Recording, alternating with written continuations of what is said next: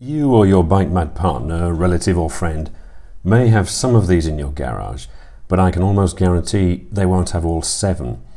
They're all relatively cheap and simple add-ons, and as such are not really worthy of a separate video for each one. Well, I don't think they are.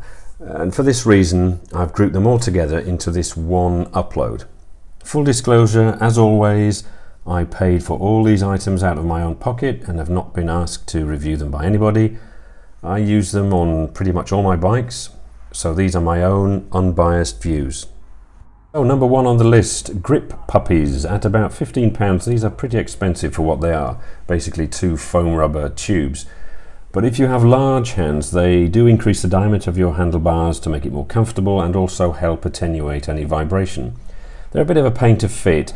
I use warm water only, as I don't want to run the risk of a soap and water solution turning into a slippery lubricant if I'm caught out in the rain. It's definitely worth forking out the extra for the genuine article here, because I've tried cheaper alternatives and they just disintegrate within a few hundred miles, literally, especially if they're exposed to rain or harsh sun. I've put these GripPuppies on all my bikes and have had no issues at all. Number 2 on the list is Denali's Mini Sound Bomb. Standard motorcycle horns are usually pretty puny, more of a meet than a parp, and a source of embarrassment to me even when I'm on the scooter.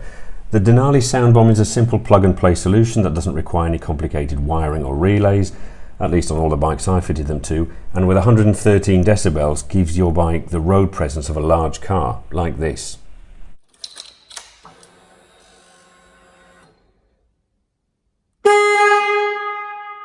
Denali offer a couple of different horns, including a split model where the compressor and horn are separate units, providing a more discreet install on bikes where space is at a premium. Cost of the model I use, this Mini Sound Bomb, is about £25. Number 3 is this Invoxia tracker. I think this is probably the best GPS tracker you've never heard of.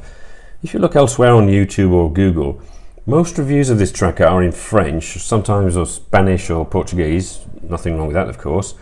But there's very little information out there in English about this clever little device. The reason why I think this is a good gadget to have is because of the low cost and ease of use. Install the app, pair the devices, and then conceal the tracker wherever is most convenient. 3 years subscription comes included, and from then on it's just €10 a year. There's no SIM card to worry about because the tracker uses the LoRa or low range network rather than the more traditional 3G, 4G. Now, I'm no IT expert, but it would appear this is a slightly less sophisticated and cheaper network to use, hence the very low subscription charges. You can follow where your bike has been on the app, although it shows you where you stopped rather than an exact road-by-road guide to the route you took. The information is pretty limited, but when you consider that this is a tool to aid recovery rather than a full-blown tracker, the details should be enough to help you locate your bike should it get stolen. There's even a little bleeper function you can activate on the device via the phone app, which will help you find the bike when you're in range. I've used my devices successfully in Belgium, France, Spain and Portugal, but do check your area is covered by the LoRa network before you commit to buy. The only negative is that you get an alert message to let you know your bike has moved, even when it's you who's riding it, so you do end up receiving quite a few false alarms, especially on a long trip. It's a pity the device can't, as it were, disable itself when it's within range of your phone. The cost of this tracker, direct from the Invoxia.com website, is £99. Number 4 on my list is the Ram Mounts X-Grip phone cradle. Okay, so many of you will already have one of these cradles or similar to hold your phone when you're riding. The RAM mount is pretty expensive, but you can configure it to exactly fit your phone and your bike on their online mount builder, and it is very well made. It's very stable and grips my iPhone X Max perfectly in all the conditions I've used it in, from light off-road to motorway. The only slight issue I had was the very skinny factory accessory bar provided on my Honda CB500X, which you can see here. The Ram's clamp was designed to fit a thicker bar, like handlebars on a bike, so I had to bulk up my accessory bar using a rubber tie like the ones you use to fix a young tree to a support post. Cost between about £50 and £80 depending on the configuration you go with. Next on the list, locking wheel nut caps. Now you see many people put their disc locks on the front wheel. It is more convenient this way, but securing the rear wheel makes more sense because it's more difficult to remove than the front. My scooter is particularly vulnerable insofar as it has a very simple 19mm bolt holding on the front wheel, and the disc on the rear wheel is, well, a drum, so no chance of putting a lock on that. These simple nut locks make things a little safer. Simply push them on top of the wheel nut, tighten them with a key, and they make the removal of the nut a lot more difficult. I can't remember the exact cost, as I've had a set of 4 lying around in my garage for a number of years, but I think they were about £20. Number 6, a battery booster. It's one of those things you don't use that often, but which is worth its weight in gold when you do need it, i.e. when you have a flat battery. I went with a fairly powerful 1000 amp model from Genius Boost, as I also wanted to be able to use it on a car if need be.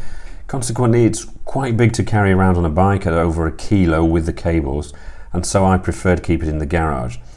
I've used it a couple of times to start a bike and my van, and it worked perfectly. Thick, good quality cables are supplied, and it's very intuitive to use. There's also a USB out socket, so you can recharge your phone or other such device. And finally, number 7, the Kickstand block. This is probably the simplest and cheapest accessory imaginable, and as such is my favourite on this list. I can't really say much about it because it's, well, just a rubber block, but it took me years to find it. Now I don't know about you, but on returning to the garage after a good ride, it pained me to see how steeply the bike has to lean over on its kickstand. I know machines aren't sentient beings, but the bike always looks so uncomfortable, and therefore I looked for something suitable to prop it up a bit. It had to be non-slip, of course, and about 20mm thick, not too big or heavy. Googling kickstand pad or block just brings up those thin portable plastic tabs you use to stabilise the stand if you're forced to park on loose ground. What I wanted was a rubber block, but it proved very difficult to find one until I stumbled across this. It's a jeweler's dapping block, a new term to me, and is just the right size at 10 by 10 by 2 centimeters. It's made of hard rubber, so it's non-slip on most surfaces. It's soft enough to cushion the kickstand, but hard enough not to deform under the weight of the bike. Once you know what they're called, jeweler's dapping block, they're easy enough to find on eBay and Amazon and offer the perfect solution for only £4 or £5. So there we have it, 7 motorcycling accessories you never knew you needed. I hope you found some inspiration in this video, and as always, thanks for watching.